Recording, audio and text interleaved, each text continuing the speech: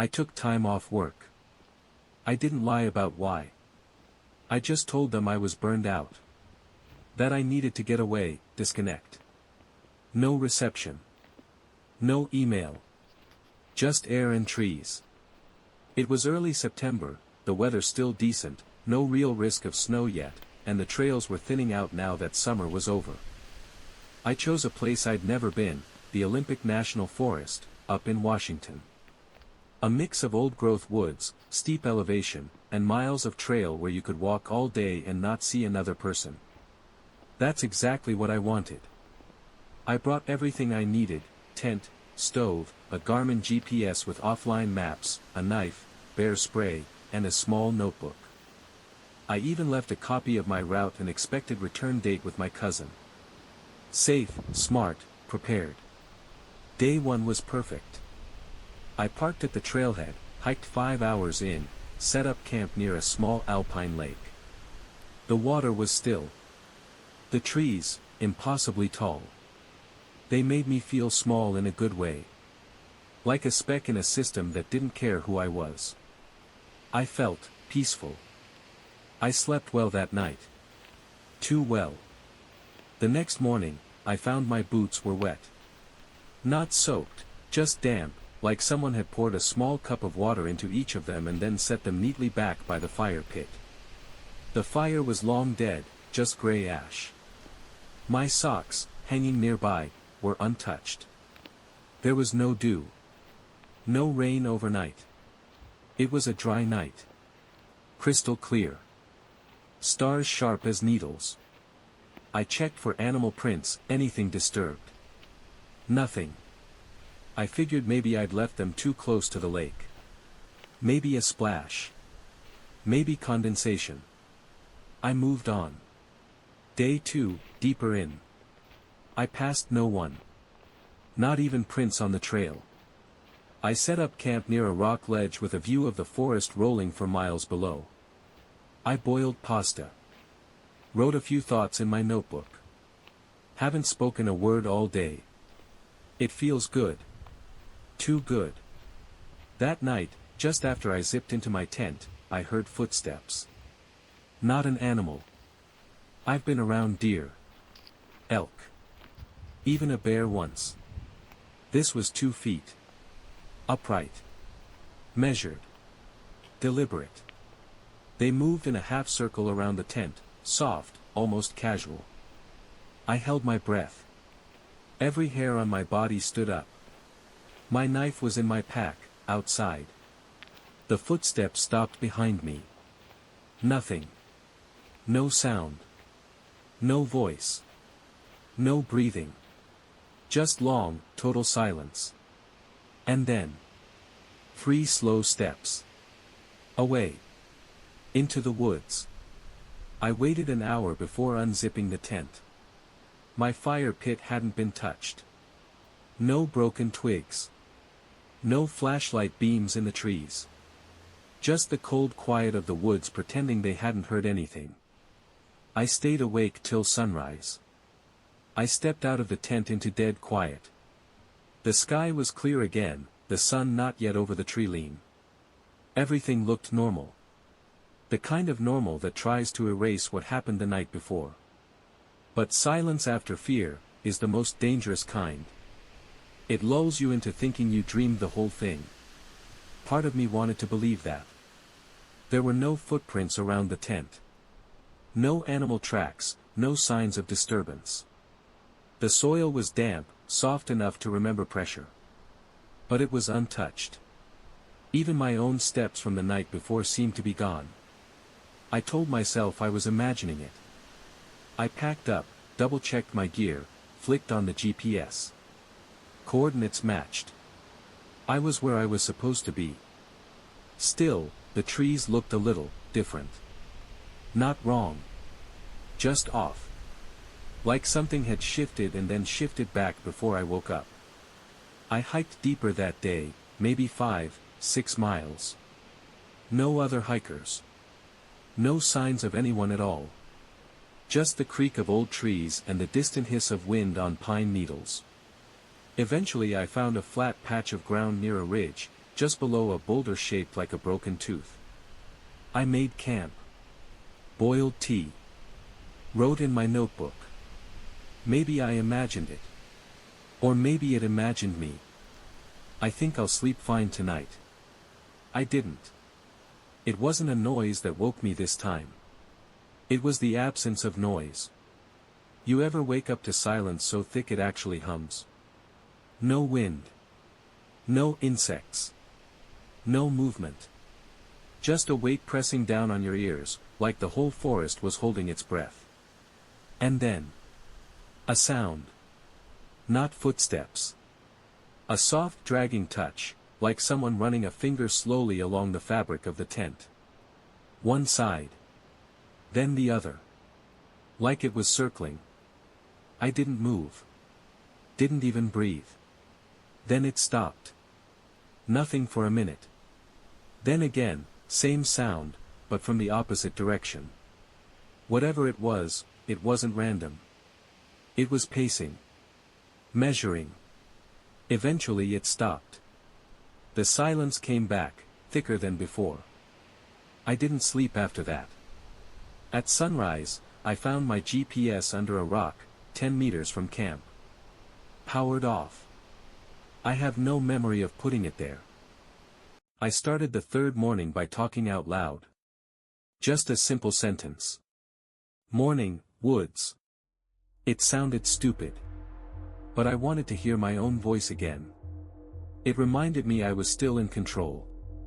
Still me. I broke camp fast and hiked uphill for an hour before stopping for water. My GPS was working, but slow to update. It showed I was about half a mile south of where I actually was. I blamed tree cover.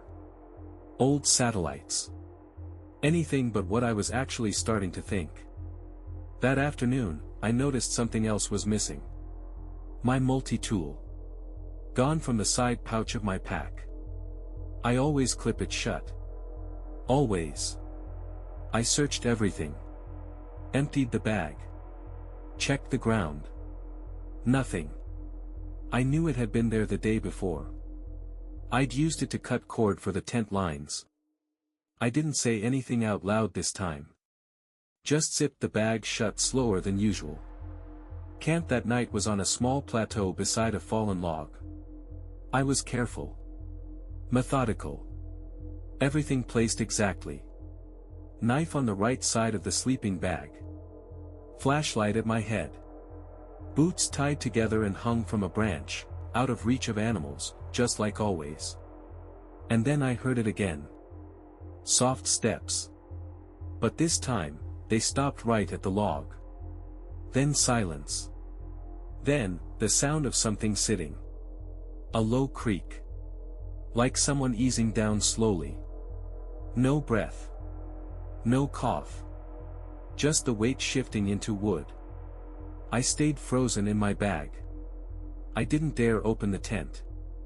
I didn't want to see what was resting 10 feet away. When I opened the tent at dawn, nothing was there. But my boots were back on the ground. Side by side. Tied together. But now, they were dry. And my multi-tool? It was sitting on top of my pack. Folded shut. I made a rule that morning. I wouldn't ask questions out loud anymore. Not to myself. Not to the woods. Not even quietly. Because I started to feel like something was listening for patterns. And the more I gave it, habits, routines, reactions, the more it mirrored me. That's the word that started looping in my head. Mirror. Late morning, I passed through a shallow ravine, narrow trail, flanked by tall ferns and stones slick with moss. Halfway through, I found footprints. Fresh. Boot prints.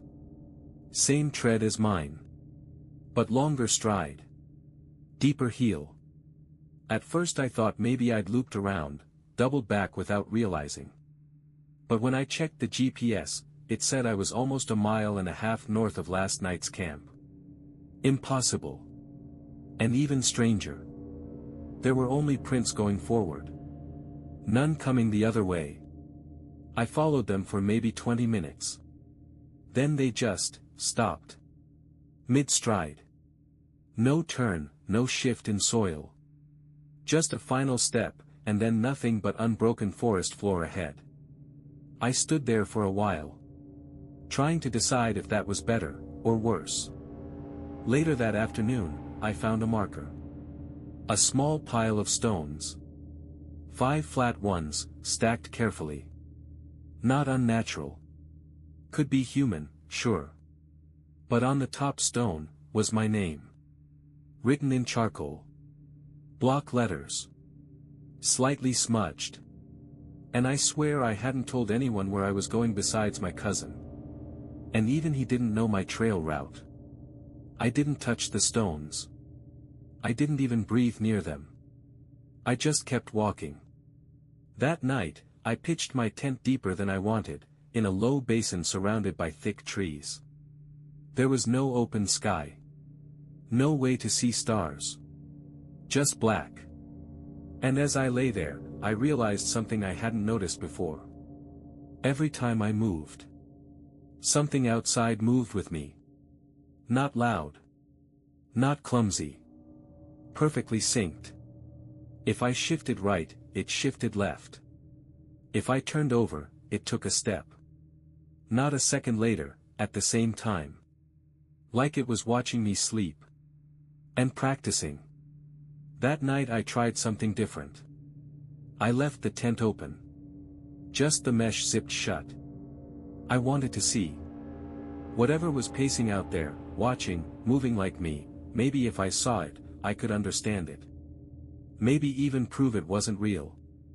I set the flashlight next to my sleeping bag, pointing toward the tree line. Then I laid still. An hour passed. Then 2.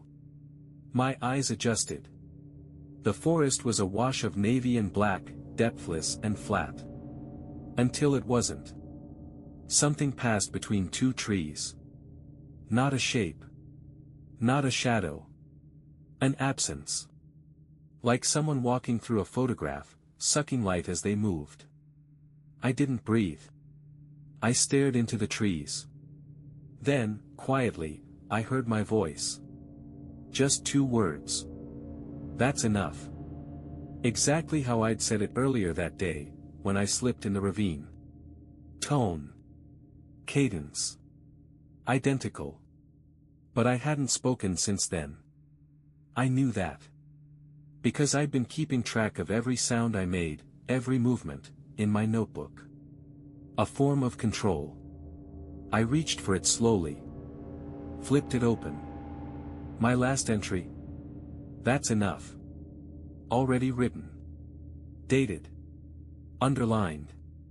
I hadn't done that. At first I thought I was losing it. Stress. Sleep deprivation. But then I noticed something worse. The handwriting wasn't mine. It looked like mine. But more careful. More practiced. Like someone had been imitating it for a while. I packed up before dawn. Didn't eat. Didn't stretch. Just folded the tent half wet and started walking west, toward where the trail should be. Except the terrain didn't match my map anymore. The ridgeline that should have been to my left was gone. Replaced by dense trees and a sharp drop. No trail markers. No moss patterns I recognized. Even the sunlight felt angled wrong, like the shadows were running from something I couldn't see. By midday, I found myself back at the ravine. The same one from yesterday. Only now, there were no footprints. Not mine. Not the ones I followed. But the pile of stones was still there. And this time, the name on top wasn't mine. It was my cousin's. By the 4th day, the trees stopped feeling like trees. I don't know how else to say it. They were still there, bark, moss, roots, but something in the way they stood felt posed. Like they were watching. That's stupid, I know. But when you spend 4 days alone out here, sleeping light, hearing things, finding your own name scratched into stones, your brain starts adjusting. Not to survive. To understand. Around noon I found something that shouldn't have been there. A clearing. Wide, quiet, untouched. And in the center, a tent. Not mine. But close. Same make. Same model. Slightly older. And set up, exactly the way I would have done it. Carefully. Precisely. Boots just inside the flap. Knife tucked near the corner. A folded notebook on top of the sleeping bag. Everything positioned the way I'd done it 3 nights ago. I didn't go in. I walked the perimeter twice. No prints. No ash from a fire. No broken twigs or rope marks. Just the tent, perfectly centered, like it had been dropped from above. I circled again. Looked for signs. Then, against every instinct, I stepped closer and opened the flap. Empty. Clean. But on the inside wall, someone had written something in what looked like charcoal. I thought this was mine. Block letters. All caps. It looked almost angry. Or afraid. I backed out. Didn't touch the notebook. Didn't want to see what was inside. If it even had pages. Instead, I marked the spot on my GPS and started walking again, west, then south, then west again. The signal glitched. Then reset. When I checked the coordinates, they matched the spot where I'd made camp the night before. But that wasn't possible. I'd been walking for hours. There was no way I'd looped back. That night I didn't set up a tent. I just wrapped myself in the tarp and leaned against a rock wall, too exhausted to care. And for the first time since I started, I cried. Not from fear. From the feeling that I had missed something important. Like I had been playing a game with someone who never told me the rules. And I was losing. I woke up cold. The fire had gone out. My water bottle was empty. And there was something on my lap. Not heavy. Just enough weight to feel deliberate. I sat up slowly and looked down. It was my notebook. Not the one I had with me. The first one, the one I had left at my day 1 camp. I knew it because of the tear on the back cover. I flipped it open. The first page had a message written in my handwriting. But I don't remember writing it. You need to leave different. My hands shook. I stood up, spun in a slow circle. No movement. No sound. But I knew someone, something, had been close enough to place that notebook on me while I slept. And didn't take anything. Didn't hurt me. Just left me, a reminder. Or a warning. I checked the GPS. Still frozen. Same coordinates as the day before. Only now, the date had changed. It showed 2 days ahead. I went back to the tent. I had to. I told myself I wouldn't open the notebook inside, but I couldn't stop thinking about it. What if it held answers? What if it was mine, just, left in another sequence? I unzipped the flap and stepped in. It still smelled like cold nylon and wood smoke. The notebook was right where I'd seen it, on the sleeping bag, closed, perfectly centered. I sat down and opened it. The handwriting was mine. Page after page.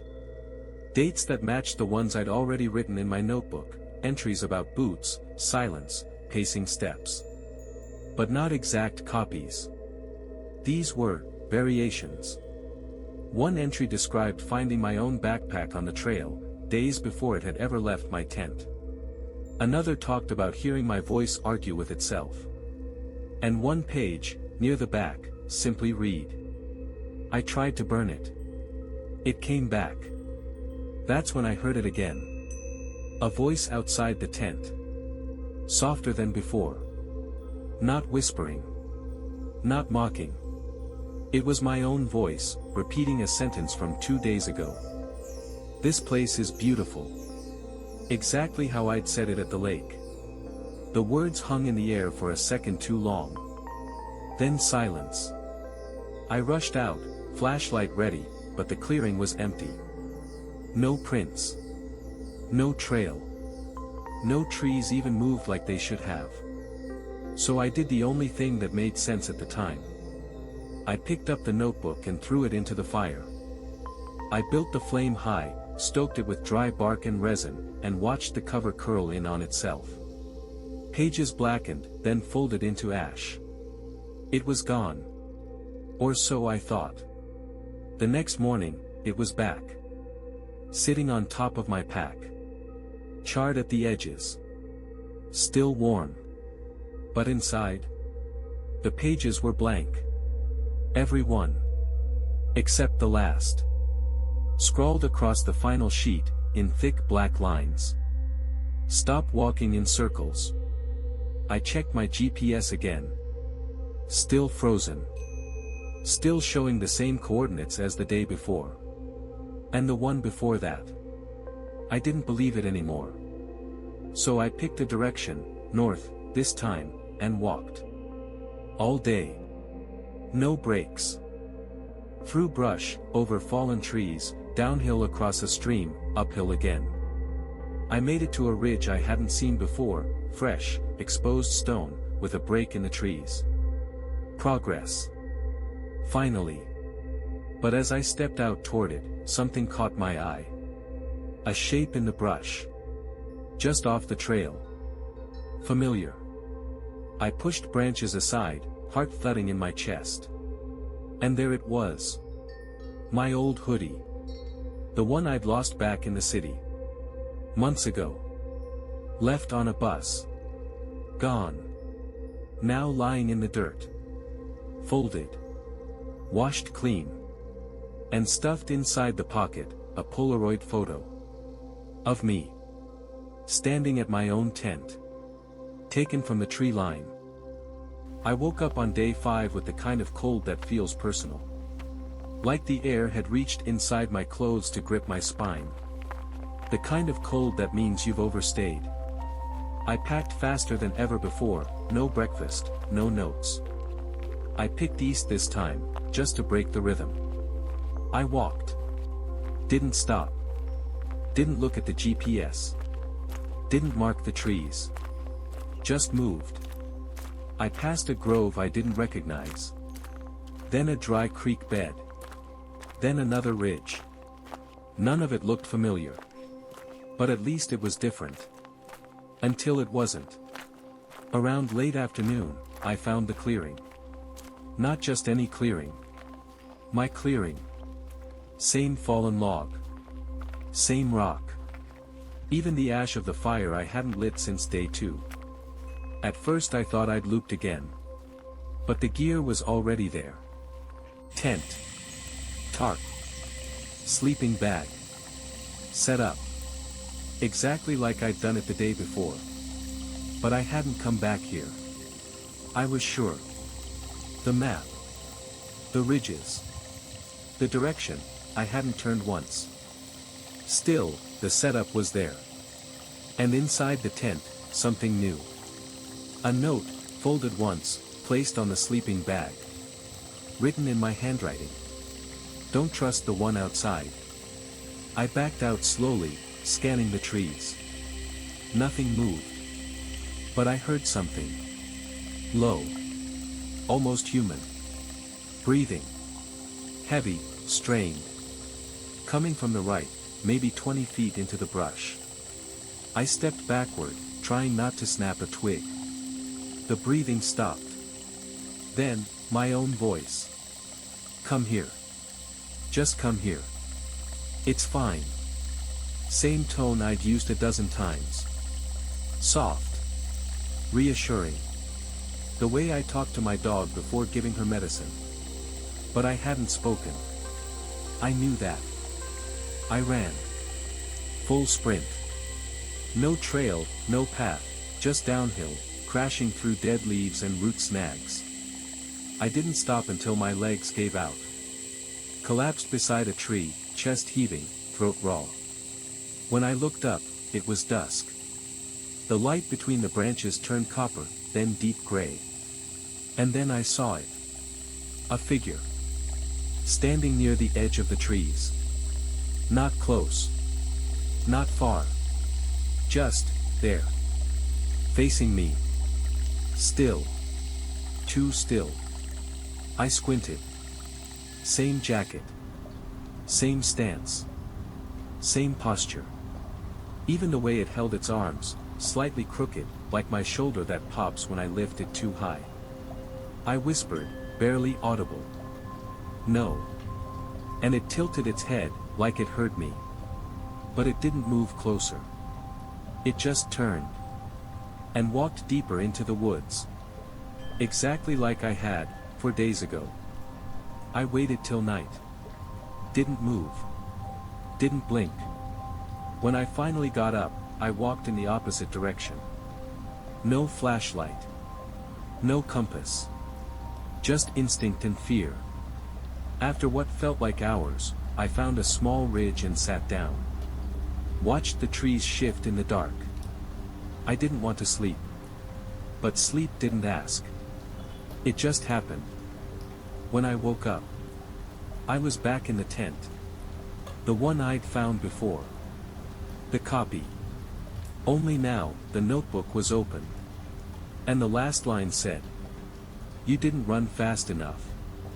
I stayed at that ridge till the sky turned black and the trees vanished into each other. But I didn't build a fire. I didn't want anything to know where I was. Not even me.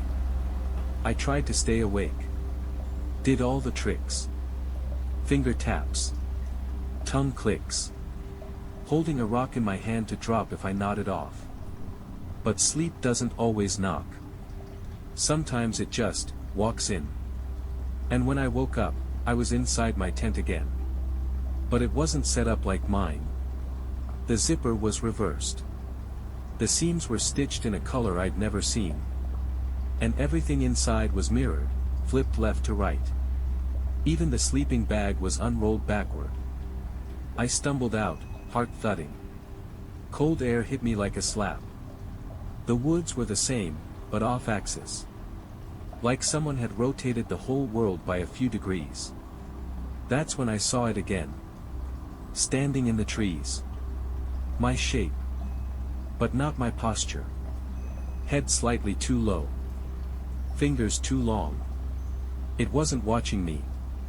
It was copying me. I reached up to scratch my neck, and its hand moved a beat later. Like it was learning in delay. I turned. It turned. But slower. I reached for my knife. It didn't. Instead, it tilted its head, like it couldn't understand what I was doing. I said, very quietly, "Who are you?" And it answered. But not in words. It mouthed something, same mouth as mine, then stepped back into the woods, vanishing between trunks as if it never broke a branch. I left a mark on a tree, a long vertical gash with my blade. Deep enough to scar. Then I walked. Again. No direction. No faith. Just desperation. Hours passed. The light never changed. Either it was dusk forever, or the forest had stopped caring. Eventually, I stopped. Collapsed near a stump. Tried to catch breath I didn't remember losing. And right in front of me, on the nearest tree. My mark. Same cut. Same shape. Same depth. Only it was already faded. Like it had been there for years. I turned. Fast. And behind me, no footsteps. No shape. But on my pack. Another note. This one not folded. Just pinned by a twig, through the strap. In bold letters. You're already on your way back. I didn't sleep that night. I sat under a tree with the knife across my lap and the notebook open, but the pages refused to hold ink. Every word I wrote slowly faded as if the page was bleeding memory. Even my name. Even the date. By dawn, I wasn't sure I could tell my thoughts from the forests. I just walked. And at some point, I stopped recognizing my own shadow. I don't remember how I got out. There are no real memories. Just a gap, and then light. I remember a ranger station. A woman handing me a blanket. Someone saying I'd been missing for a few days longer than I thought. But I never saw who brought me in. They said I came out alone. But part of me wonders if that's true. I used to think it was over. That whatever happened out there stayed there. But the first time I stepped into my apartment after coming back, I felt something wrong. Not bad. Not loud. Just off. The light switches were reversed. My toothbrush was on the wrong side of the sink. The coffee tasted burnt, even though I used the same beans. And the worst part? Everything smelled clean. Like it had been scrubbed down before I arrived. Like someone had been here. And didn't want to be noticed. I started getting mail in someone else's name. Junk mostly. Catalogs. But one envelope had no return address. Inside was a photo. A shot of me, standing on my porch. Taken from the tree lean across the street. No date. No caption. Just a thumbprint on the corner in dry, dark gray. I tried to throw it out. Found it on my desk the next day. Twice. Now it's in a drawer I don't open. I don't talk about what happened in the woods. Not to family. Not to friends. But I've noticed something strange. Every time I try to tell someone, really tell them, I black out a little. Lose words. Or they stop me. Change the subject. Say they already know. Even if I haven't said anything. I caught myself staring into the hallway mirror last week. Nothing unusual. Just, too long. I realized I was standing there for over 10 minutes. Not blinking, not breathing. Like I was waiting for my reflection to move first. And then I noticed the jacket I was wearing in the mirror. Wasn't the one I had on. Mine was dark green. The reflection wore black. My cousin came over last month. First time since everything. He looked at me for a long time before he said it. You're quieter now. I asked what he meant. He said. You just don't fill the room anymore. Like I was still here. Just less. Some nights I wake up and smell pine. Real pine, sap, earth, cold air. Even though I live on the 5th floor, in the city. Sometimes I hear boots on the hardwood. A soft zip, like a tent opening. Breathing that isn't mine. And once I found my own notebook open on the floor. Turned to a blank page. At the bottom, one line. He's still in the forest. I don't hike anymore. I don't sleep with the lights off. I keep mirrors covered when I can. And I never talk to myself. Because if I do, something might answer. And I'm not sure it'll be me.